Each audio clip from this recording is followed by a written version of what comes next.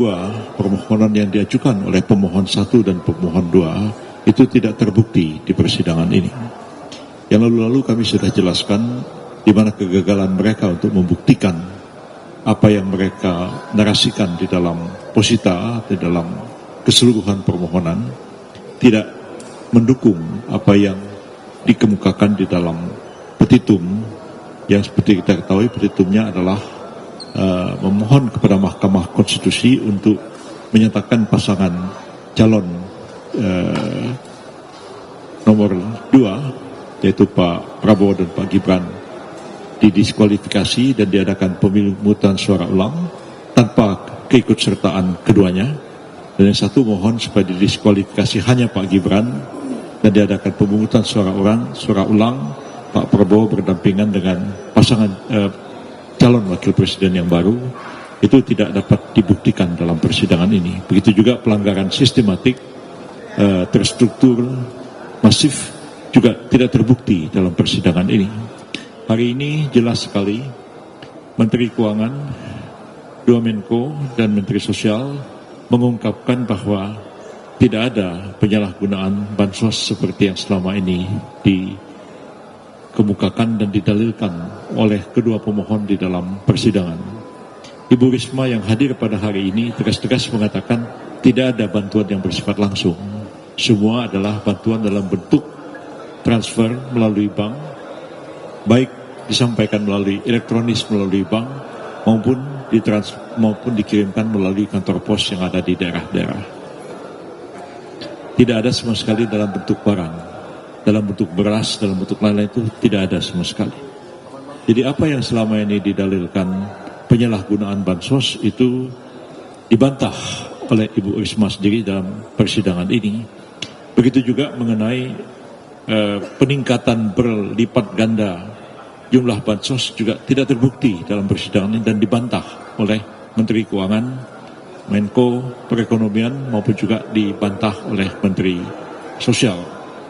Hanya terkait dengan masalah bantuan yang terkait dengan El Nino, memang ada automatic adjustment, itu diakui, dan Menteri Sosial memang menyampaikan bahwa itu adalah permintaan dari Kabinet dan dilakukan pertemuan dengan Komisi 8 DPR, jadi menguatkan keterangan yang kemarin dikemukakan oleh Pak Aceh di persidangan ini, Pak Aceh Hasan Sajili di persidangan ini, dan itu terjadi peningkatan sampai dengan 50 triliun dari sekitar 50 triliun dari dana yang disediakan untuk El Nino. Tetapi dalam seluruh keterangan yang hari ini disampaikan oleh baik Menteri Keuangan maupun Menteri Sosial, pada tahun 2024 ini tidak ada penyaluran atau belum ada penyaluran bantuan sosial El Nino. Jadi semua itu betul berakhir pada tahun November 2023, tidak ada penyaluran dana bantuan sosial El Nino. Satu hal yang didalilkan atau diterangkan oleh ahli Profesor Damanhuri namanya pada waktu dari IPB, yang mengatakan ada pelipat gandaan jumlah El Nino, bantuan El Nino, walaupun El Nino sudah berakhir pada bulan November. Ternyata dari keterangan Menteri Keuangan dan keterangan dari Menteri Sosial tidak ada penyaluran dana bantuan sosial El Nino pada tahun 2024 yang selama ini dikait-kaitkan dengan pelaksanaan pemilu supaya disalurkan untuk memilih Pak Prabowo dan Pak Gibran. Yang juga tegas sekali dikemukakan dalam persidangan ini adalah menjawab pertanyaan hakim, apakah dalam proses pembahasan masalah bantuan-bantuan sosial dan kemudian bantuan penyediaan dana untuk itu termasuk subsidi BBM, ada titipan-titipan yang bermuatan politik atau tidak, ya. Mereka mengatakan, semuanya mengatakan tidak ada. Pembahasan itu adalah pembahasan yang langsung berkaitan dengan tugas pokok dari masing-masing kementerian dan tidak terbebas sama sekali dari titipan-titipan politik seperti itu. Juga tentang presiden sebenarnya ya tidak sama sekali diketahui oleh kedua pemohon yang mengatakan Pak Jokowi pergi kemana-mana itu nenteng bansos dibagi-bagikan. Saya minta maaf, saya mantan Menteri Sekretaris Negara, saya tahu hal itu. Presiden itu punya anggaran tersendiri, ya, anggaran tersendiri yang setiap bulan dapat digunakan baik oleh Presiden dan Wakil Presiden, dan itu memang sebagai semacam satu dana taktis istilahnya zaman Pak Harto dulu, yang memang tidak diperiksa dan tidak dipertanggungjawabkan.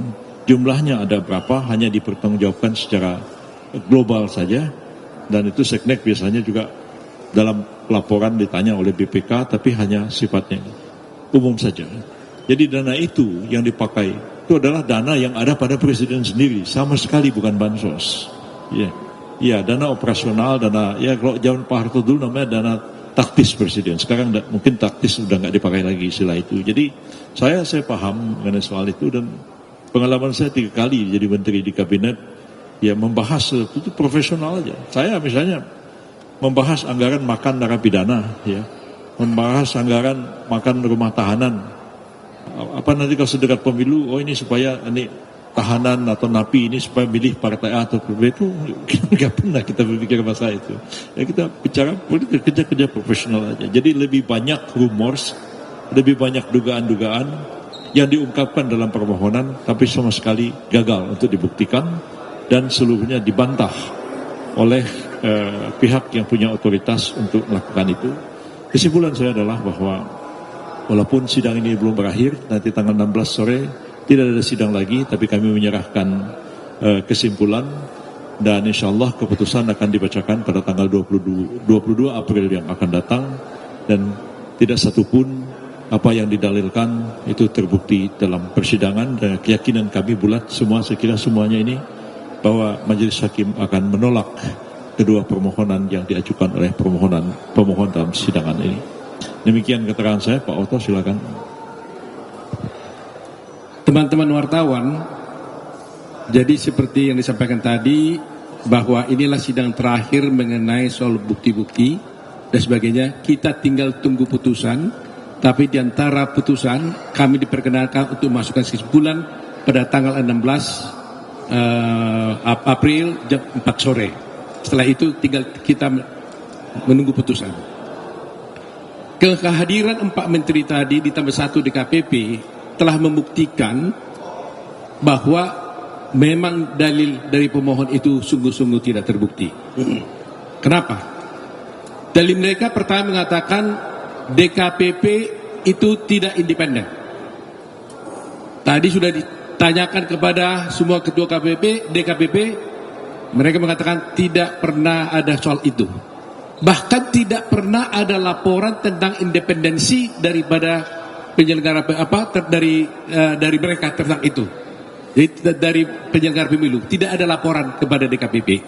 Itu satu. Jadi mengenai tuduhan independensi bahwa tidak independen itu tidak terbukti. Kedua, dituduhkan bahwa ada intervensi kekuasaan kepada pihak-pihak menteri dan juga DKPP.